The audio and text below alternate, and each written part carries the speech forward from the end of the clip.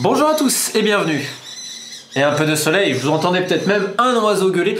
L'Andalousie est magnifique, mais aujourd'hui, on va parler d'un autre thème. On va parler du football chinois, qui devient un sujet récurrent sur la chaîne. Alors, je vous prépare pour bientôt un épisode complet dans le cadre de l'émission Les Dessous du foot sur le football chinois, une politique à deux vitesses.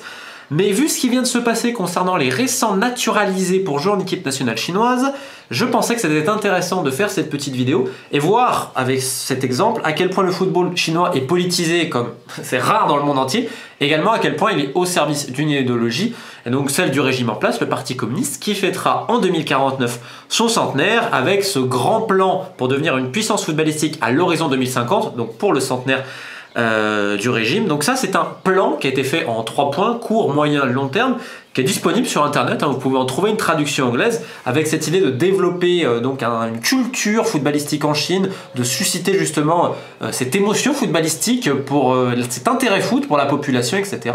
Avec la construction d'écoles, selon eux, ça se repose beaucoup sur les écoles, sur la jeunesse, etc. Tout, évidemment, en ayant un sentiment très fort au niveau patriotique, les deux sont toujours évidemment liés. Alors récemment, il est vrai, le gouvernement chinois a même annoncé qu'au jardin d'enfants, on va promulguer le foot et que donc ça va être une expérience, ça va être un laboratoire dans diverses régions où justement les jardins d'enfants vont être très footballistiques pour diffuser ça dès le plus jeune âge. Alors vous allez me dire, ok, c'est bien, la Chine, comme je l'avais expliqué dans d'autres vidéos, cherche à devenir une puissance footballistique. Également, ça fait partie de son idée de devenir une puissance culturelle au niveau mondial et pas seulement politique, économique et militaire. Donc jusque-là, il y a un sens. Le football est le sport le plus médiatisé au monde, le plus mondialisé. Je rappelle, comme souvent, que plus de la moitié de la population mondiale a regardé au moins un match de la dernière Coupe du Monde. Donc je comprends l'intérêt. Le football est un vecteur de puissance aujourd'hui, d'image, etc. Je comprends. Sauf que, ce qui est assez intéressant, c'est que l'équipe nationale chinoise n'avait pas de naturalisé avant. Alors, ce qui était intéressant aussi, c'est qu'il y avait diverses ethnies représentées en équipe nationale, même si la majorité est évidemment l'ethnie Han. Han ou Han. Je ne sais jamais comment on le prononce, toutes les personnes chinoises, je m'excuse. Il y avait également un descendant de Coréens. Bon, ça se passait. Néanmoins, pas de naturalisé, alors que la diaspora chinoise est énorme et de par le monde entier. Alors ça faisait souvent débat, et en fait, ces derniers mois, plusieurs joueurs sont venus en Chine en se faisant naturaliser. Ce qui est très important, puisqu'en fait, en Chine, si vous acceptez de prendre la citoyenneté chinoise, vous devez renoncer à votre autre citoyenneté. C'est par exemple le cas de Nico Yenaris, formé à Arsenal, dont la maman est chinoise, mais qui est né à Londres, qui était anglais. Donc en fait, il a dû renoncer à sa nationalité anglaise, ce sont les lois, pour obtenir un passeport chinois et également changer son nom. Il y a également le cas pour un joueur norvégien qui est venu, et pour un ancien joueur du championnat de France, qui est passé par Marseille, qui était gabonais, Ndoumbu, tu vas peut-être mal le prononcer, qui avait également un parent ou un grand-père, je crois que c'était un père ou une mère, excuse-moi j'ai un doute, bref, un parent chinois, sauf que lui, ayant déjà joué pour le Gabon, il ne pourra pas jouer pour l'équipe nationale. Il y a également le cas d'un jeune péruvien, qui est d'une famille chino-péruvienne, donc qui est venu jouer, processus de naturalisation, etc. Bref. C'était une grande première, et c'est vrai que dans la presse, notamment dans le South China Morning Post, qui est en fait le grand journal en langue anglaise de Hong Kong, ce qui est peut-être la source la plus, notamment niveau sport, pour suivre un peu ce qui se passe en Chine, t'es un peu obligé de lire ça quand tu ne comprends pas le mandarin. Et donc ça posait des questions, comment ça va être perçu, etc. Il y avait certains qui se posaient une question, est-ce qu'il y aura un certain racisme dans les stades? Et d'ailleurs, ce qui est assez intéressant, c'est qu'en fait ces joueurs donc, qui ont signé dans des clubs chinois, en fait ils n'ont pas pu jouer je crois les 2 premiers matchs, il y a eu une espèce d'embroglio. Et en fait bon là ils ont fait leur première apparition, la plupart, notamment Yenaris et le joueur de Norvège. Et en fait ce joueur de norvégo-chinois, on va dire ça comme ça, quand il est rentré, il s'est fait huer. Alors ça pose beaucoup de questions, parce que pourquoi tu vas huer un mec que tu ne connais ni d'Ève ni d'Adam? Yenaris, ça n'a pas été le cas, on le voit. Donc voilà, leur accueil, comment ça se passe, ça pose pas mal de questions. Et en fait, l'idée derrière, c'est aussi que ces joueurs puissent jouer pour l'équipe nationale chinoise.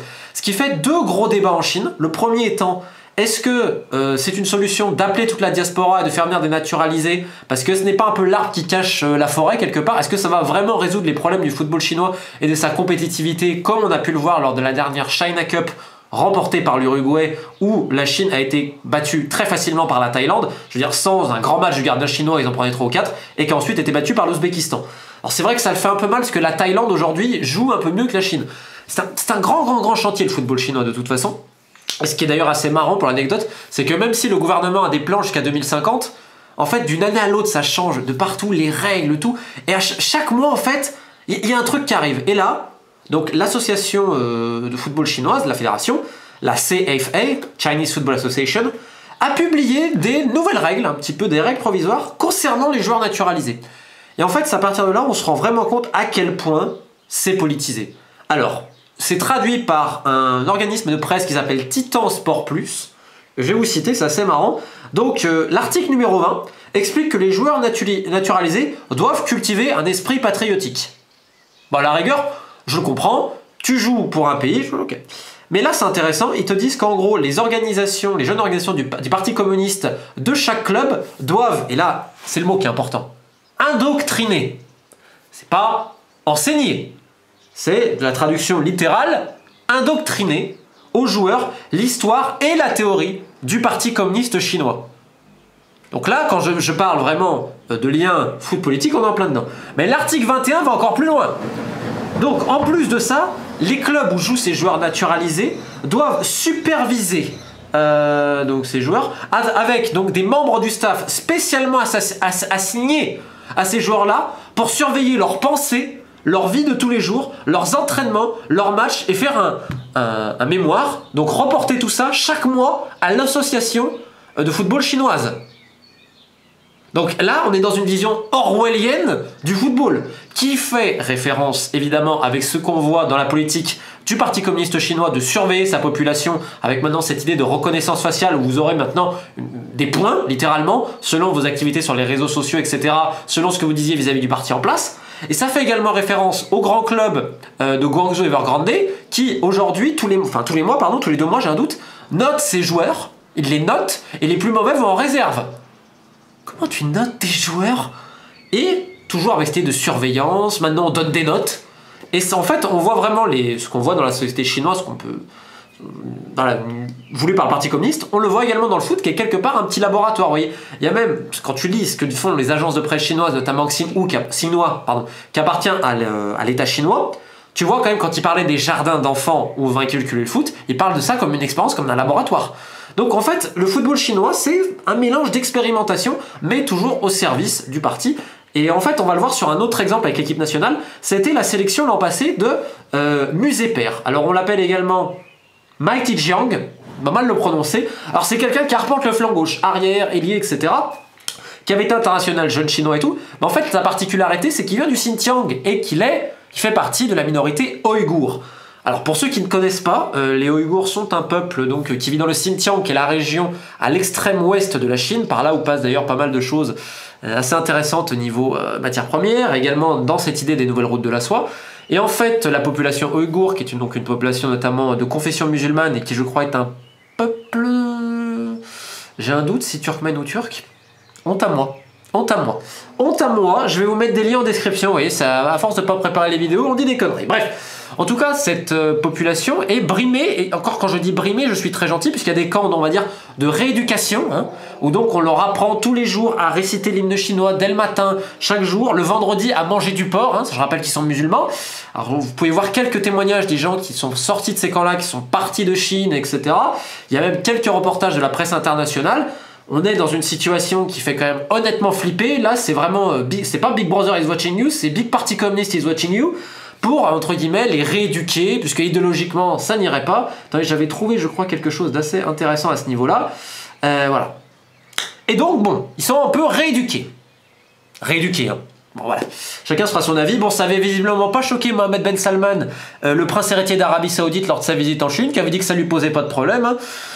Bon, je vais pas trop faire de commentaires, mais bref, pour finir là-dessus. Aujourd'hui, donc on connaît ce problème, qui est un problème d'image terrible quand même pour la Chine, qui essaye un peu de la soigner.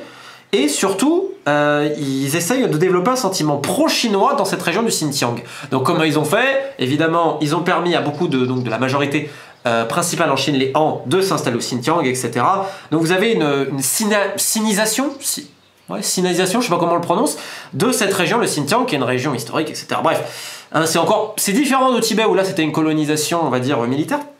Là c'est une colonisation à la fois culturelle, bon, comme au Tibet aujourd'hui, mais ça, voilà. Je pense que vous avez compris un peu l'histoire. Bref, aujourd'hui, le Parti communiste chinois souhaite utiliser le football pour développer à travers la société ouïghour un sentiment pro-chinois. Donc, c'est assez marrant puisque, en fait, vous aviez 5 joueurs du Xinjiang qui évoluent en Chinese Super League. Et en fait, selon un livre écrit par un Italien qui s'appelle The Chinese Dream, The History and Economics of Chinese Football, alors c'est en italien, je vais traduire en anglais. En fait, il montre que les écoles, dans les compétitions de foot chinoises, et bah, tu as dans la petite capitale du Xinjiang qui s'appelle Urumqi, et bah en fait, tu as la meilleure école de toute la Chine. Et donc, ils avaient gagné le Youth Campus Football Championship en 2012, etc. Et ils l'avaient gagné 4 ans de suite quand même. Hein. Donc, et après, la compétition, c'est un peu fini, etc. Et en fait, les académies, on va dire les petites écoles des Ouïghours allaient remporter face aux grandes académies de Shanghai et des clubs professionnels, de même de Guangzhou et Evergrande. Donc ça la foutait un peu mal, et en fait ce qui est assez incroyable, c'est que quand ce joueur arrive en sélection, Muzeper, qui paraît-il était un bon joueur hein, d'ailleurs, qui était déjà en jeune et autres, et bien en fait la presse en parle évidemment, la presse chinoise, expliquant plus ou moins que c'est un exemple à venir. Vous voyez, on est en train de le mettre au niveau médiatique pour dire c'est l'exemple à suivre, d'intégration, etc. Alors il y en a même qui se sont posé la question de se dire il a été sélectionné au moment où la presse internationale commençait vraiment à s'intéresser au cas des Ouïghours. Alors est-ce que c'était une réponse pour dire regardez, non? Ça je ne vais pas en parler puisque moi des gens qui suivent le football chinois me disaient il avait le niveau. Bon bref. Et en fait il y a un analyste dans un article de Forbes qui explique les articles qu'il y a eu en Chine à son sujet. Et en fait, c'est toujours les mêmes clichés autour des minorités ethniques en Chine. C'est-à-dire qu'il disait, mais voilà, ces gens-là, les Ouïghours, mangent plus de viande, donc ils sont plus forts, donc ils sont meilleurs au sport. Donc voilà, c'est assez intéressant quand même de regarder ça. Il y avait également d'autres articles qui en ont parlé, notamment le South China Morning Post, qui se posait la question justement, est-ce que le peuple chinois est prêt à une star ouïghour ? En mettant aussi en avant les autres ethnies en Chine à travers le football. Alors bon, c'est une bonne question, parce que la Chine aujourd'hui se cherche une superstar, et c'est vrai qu'avec leur joueur qui est actuellement à l'Espagnol, c'est vrai qu'aujourd'hui ils sont en train de se trouver quelqu'un, et ça suscite un véritable intérêt dans le pays. Mais c'est aussi intéressant de regarder à quel point le football est un féodé au pouvoir dans ce pays-là, dans ce grand pays d'ailleurs. Donc voilà, j'en ai assez dit je pense, mais pour terminer, pour tous ceux qui s'intéressent au football chinois, je vous mets plusieurs liens en description, déjà tous les articles. Alors sur le Xinjiang, sur les Ouïghours, sur justement ce joueur, Muzeper, sur également les naturalisés, pour que ça vous intéresse. Et pour tous ceux qui veulent suivre les exploits, alors vous aviez, comme je l'ai dit, en langue anglaise, le South China Morning Post. Vous avez également le site de Cameron Wilson, Wildest Football, qui est très intéressant, c'est en langue anglaise. Et vous avez également sur Lucarno Posé, vous avez beaucoup de nouvelles autour du football chinois. Il y a également quelques comptes Twitter que je vous ai mis en description, plus le professeur Simon Chandwick, qui est également un des experts à ce sujet-là. Allez, j'en ai assez dit. Je vous souhaite une excellente fin de journée et à bientôt.